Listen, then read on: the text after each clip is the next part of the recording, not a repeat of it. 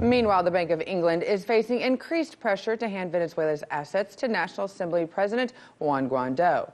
In a press conference at the White House, Treasury Secretary Steve Mnuchin said that $1.2 billion worth of gold could be available to Guaido after President Nicolas Maduro was blocked from the account.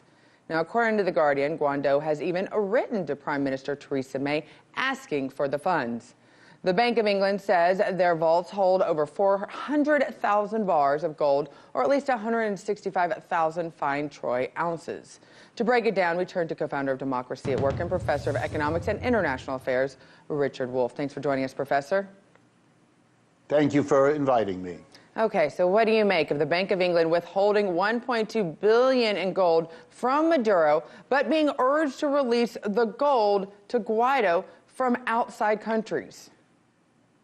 Well, there's two things. One, it makes a mockery of every international agreement that we know of about non-interference in the internal affairs of other countries. We in the United States are busily going through a multi-year program to see whether the Russians had some role in the United States, nothing remotely like what the United States and perhaps now Britain are doing inside of Venezuela, openly and much more aggressively than anything we claim to be able to tolerate. It is extraordinary.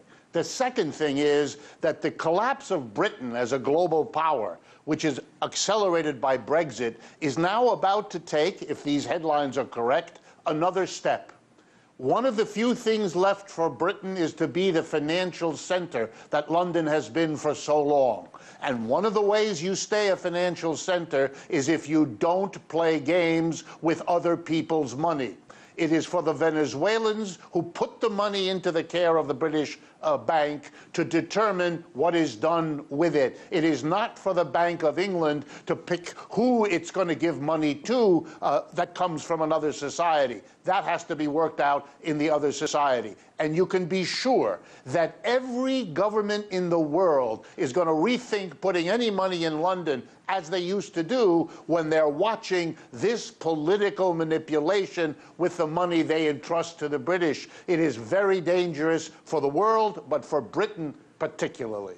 Absolutely, and that's the question right now. How many countries that you know of, and obviously if Venezuela has money in the Bank of England, I look at Bank of England kind of being like the Switzerland, where they just stayed out of everything, but just went along with the rules. Now you're looking at them actually allowing political pressure to make them make policy decisions. Does this not compromise us going forward, knowing that there's nowhere else for countries to kind of look at where they can put their money in and trust that it will be kept safe? Well, what the British are showing is that the decline of Europe, like the decline of the United States, like the trouble in Venezuela, is changing the rules of the game. They're not playing the way they have for 200 years in London. It's an index of how severe the problems of capitalism in that country are. They can't continue, apparently, to be the neutral place where you can safely put your money, as many, many countries do. They seem to be under the thumb of the United States, and who is telling them what to do in this Venezuela. All the initiative is taken by the United States, and that is a signal to every other country that has or may have difficulties with the United States that they better get their money out of England, out of London, because that's not a safe place as it once was. Well, this is Brexit by a different definition. Last question that I have to ask you is, why is the United States doing this from a financial standpoint? What do we have that benefits us going forward? Or is this simply just about trying to help the people on the ground in Venezuela, as the government, the American government, keeps saying it is?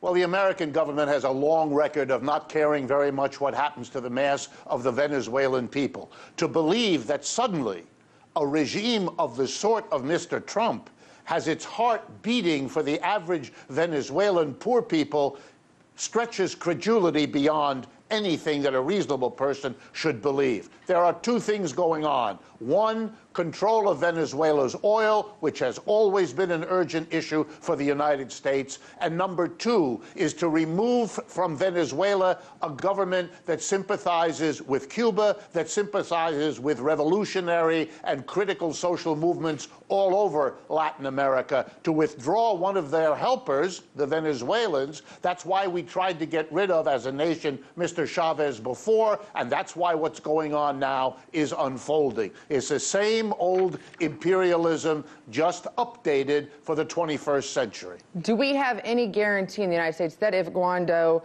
was put into power, that he's actually going to be an ally and a friend to the U.S.? Well, he will be dependent on the United States. It's the power of the United States economically and politically that is the trouble for Mr. Chavez, was and is the trouble for Mr. Maduro. It will be a constraint on whoever comes next. This guy, as a representative of the rich who have been inconvenienced by the last 20 years of Venezuelan history, they want to undo all that was done. And the prospects for what that's going to do to Venezuela are horrific, because once the U.S. has the oil, the rest will be as inconsequential for American policy now as it has been for the last 200 years. Always insightful. Thank you so much, Professor Wolf, for joining us on this important subject.